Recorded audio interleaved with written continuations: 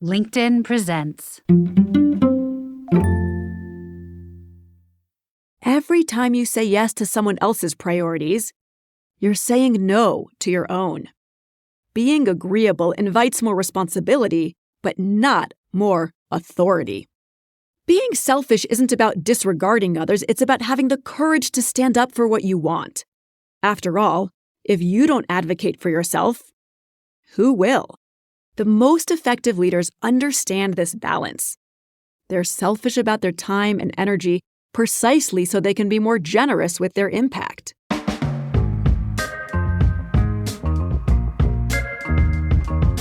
Happy Wednesday, friends. I'm Michael Kovnat, and this is the Next Big Idea Daily, quick masterclasses from the best new nonfiction books.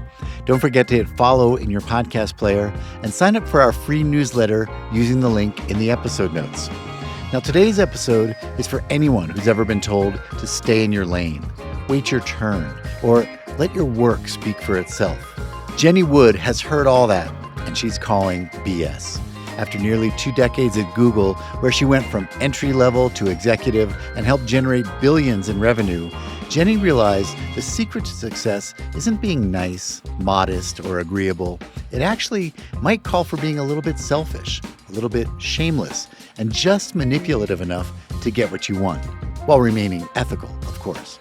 Her new book, Wild Courage, Go After What You Want and Get It, is a career rebellion manual. And today, she's here to help you ditch the polite playbook and go get yours. She'll be with us right after this quick break.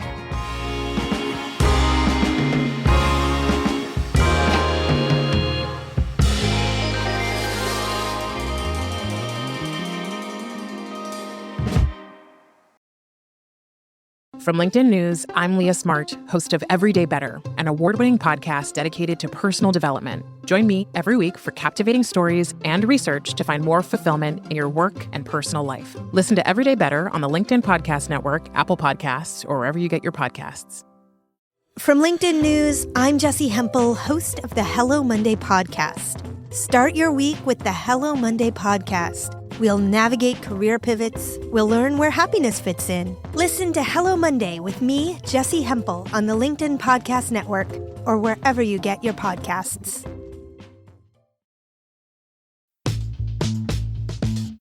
Hi, I'm Jenny Wood, author of Wild Courage, Go After What You Want and Get It. Have you ever wanted something so badly that your heart raced just thinking about it?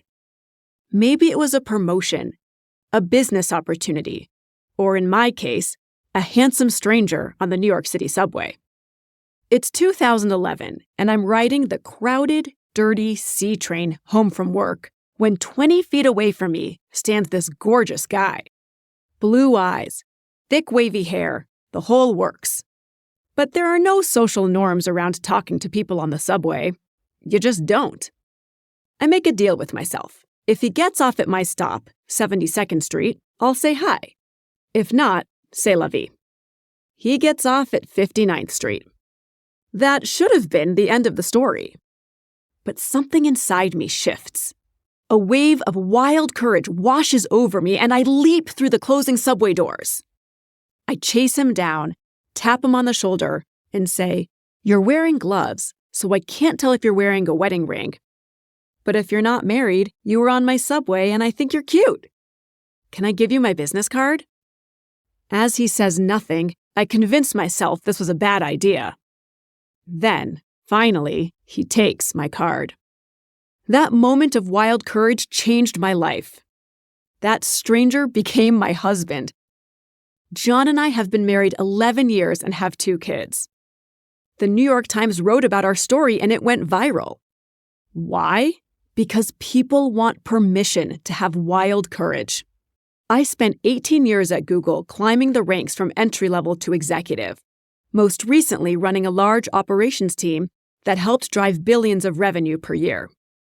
And I created one of Google's largest career programs ever, loved by tens of thousands of employees worldwide. Now, as a speaker and author, I'm here to shatter conventional wisdom about personal and professional advancement. For years, I noticed brilliant people stay stuck. They followed outdated advice like, don't rock the boat, your work will speak for itself, and wait your turn. I used to believe those things too. At Google, I conjured up plenty of fear. Fear that I wouldn't impress my boss in our weekly one-on-one. Fear that I would say something stupid in that big meeting full of VIPs. Fear that no one would ever forget that presentation I flubbed. I was cool and collected on the outside, a lot more going on the inside. Here's the thing, fear will always be my companion. I have succeeded largely by pushing through that fear to achieve my heartfelt ambitions. That's where all ambitions hide, on the other side of fear. And that's exactly what led me to question everything I've been taught about success. Get uncomfortable. What if the traits you need to get ahead are the exact opposite of what you've always been told? That's why I wrote Wild Courage. It's not just another professional development book. It's a rebellion against conventional career wisdom. Wild Courage is about embracing the traits that make people uncomfortable, the very ones that actually lead to professional and personal breakthroughs. Those traits are weird, selfish, shameless, obsessed, nosy, manipulative, brutal, reckless, and bossy. These traits helped me climb to senior leadership at Google. But more importantly, they helped me get seen, get heard, and get ahead. And I want to help you do the same. Get shameless. Shamelessness is a survival skill. For a brief period early in our marriage, John and I stayed on my Grandma Lila's pull-out couch while apartment hunting. Now, before I go any further, you should know that my grandma is no ordinary grandmother. She retired as CEO of a financial services firm at the age of 92. At 4 feet 10 and 90 pounds, she was unstoppable. She had no shame about going after what she wanted. Well, John comes home from work one day and over dinner reveals that he's been part of a major layoff. I'm crushed, but as I look across the table, Grandma Lila has a gleam in her eye. No is just an opening offer, she says. While most people would be too embarrassed to challenge a layoff, Grandma didn't care about looking desperate or inappropriate. Don't sign the paperwork. John and I exchange glances, trying to figure out how to delicately communicate what we're thinking. Finally, John sighs and says, I don't think it works that way. A layoff is like a one-sided thing. They say, you don't work here anymore, and I say, okay. But Grandma Lila persists. Sure, taking no for an answer would be more comfortable, but the discomfort will pass. Get your ego out of the way and find a compromise. What's the worst that could happen?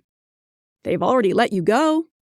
Finally, John relents. He calls his company the next day and half-heartedly proposes staying on at 10% time and pay while job hunting. To his surprise, they accept. Now, I'm not sharing this story as an influence tactic per se. Candidly, I think John got pretty lucky they said yes. The point is Grandma Lila's lesson. Don't let fear shape your decisions. Personal and professional growth demands having the courage to stand behind your efforts and abilities, even when others might judge you. Being shameless isn't about being inappropriate. It's about having the courage to advocate for yourself when others would stay quiet. When your career and livelihood are on the line, shame is a luxury you can't afford. Here's a practical tool: the Shameless Monday email. Every Monday, send your manager a brief email with 2 things you're proud of from last week and 2 priorities for this week. Be specific, use numbers if you can, and deliberately use the word proud. You worked hard. Own it. For example, I'm proud we launched the new feature 5 days ahead of schedule is much stronger than making progress on the project. This builds your visibility while documenting your wins. Get manipulative. In a good way. Manipulative sounds like a dirty word, but what if we could reclaim it? Think about a lump of clay. When an artist manipulates it, they create something beautiful and innovative. Great leaders do the same thing. They shape opportunities, build creative teams, and influence through empathy and connection. When I wanted to meet the famous author Vanessa Van Edwards, I didn't just hope for luck. I strategically changed my flight to create what seemed like a serendipitous airport meeting opportunity. Was it manipulative? Perhaps, but it led to a valuable mentorship and friendship that benefited us both. And for what it's worth, I fessed up about the flight change once Vanessa and I got to know each other better.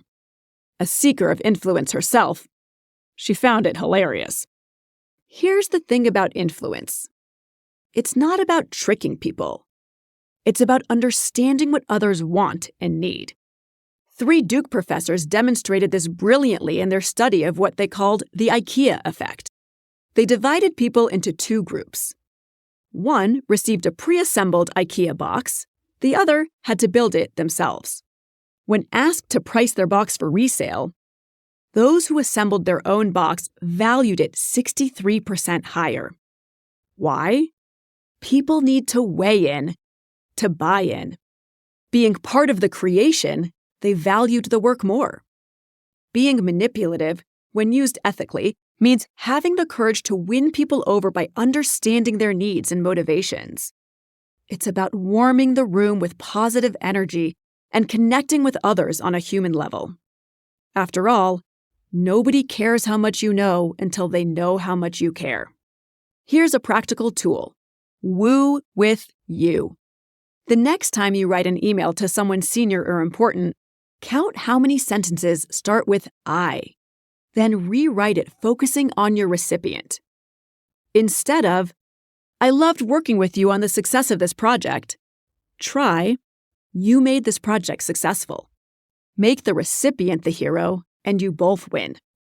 This simple shift engages their attention and changes their attitude. Get selfish. The best leaders are selfish about their priorities, productivity, and focus.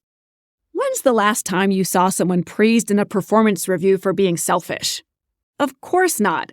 We've been conditioned to see selfishness as a character flaw, the person who shoves everyone else out of the way to get ahead.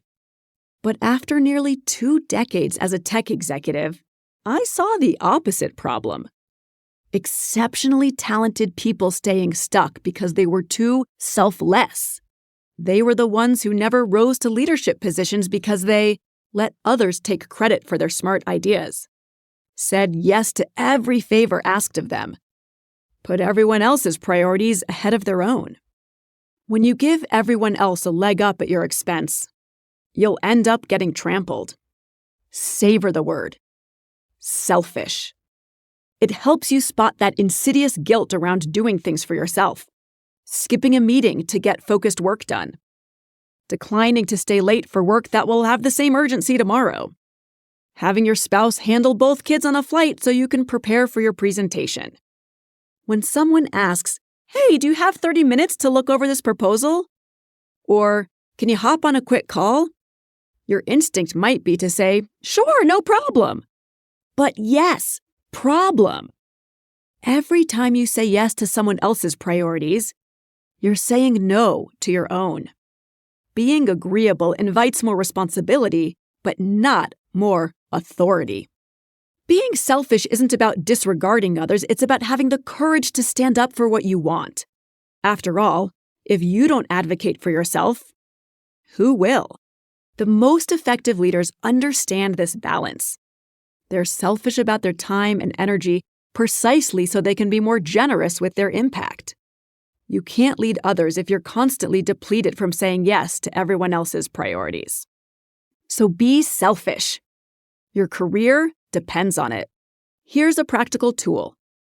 Say yes to the big, no to the small. Learn to spot NAP work. NAP stands for not actually promotable. Being the 18th person to reply all happy birthday on a thread. NAP. Attending meetings you don't need to. NAP. Planning the company picnic. NAP. Instead, focus your energy on what moves the business forward. Increasing revenue, shortening time to market, and improving customer satisfaction. these are the tasks that get you promoted. Leaders praise can-do attitudes, but don't promote can-doers who do nothing big. Don't nap at work. Get ahead by pushing past your fear. How often do you not do something because of the fear of what might happen? How often do you not ask for the promotion? How often do you not take a risk like giving the cute person on the subway your number? Chances are when we don't take action, it's because of fear. Fear of uncertainty, fear of failure, fear of judgment by others, fear we might be called shameless, manipulative, selfish, or one of the other 9 traits. And when fear is the blocker, that's actually incredible news, because fear we can work with. Fear we can push through. Muster the wild courage to chase what you want in life, and you'll discover a vital truth. Whether you succeed or fail at doing any one thing, you will never feel as purposeful, powerful, and alive as when you're pushing through that fear toward the wonder and joy on the other side. Everything you've ever wanted is waiting for you on the other side of fear. It's right there waiting for you. Reach for it. Thank you, Jenny. All right, everyone, you can get a copy of Wild Courage wherever you get your books. That's our show for the day. If you got something out of it, please leave a rating or review in your podcast player so others can find it too. And go to nextbigideaclub.com to find out about our hardback subscription club. That's where we send you the best new nonfiction books as selected by our curators Malcolm Gladwell, Adam Grant, Susan Cain, and Daniel Pink. Check it out at nextbigideaclub.com. I'm Michael Kovnat. See you tomorrow.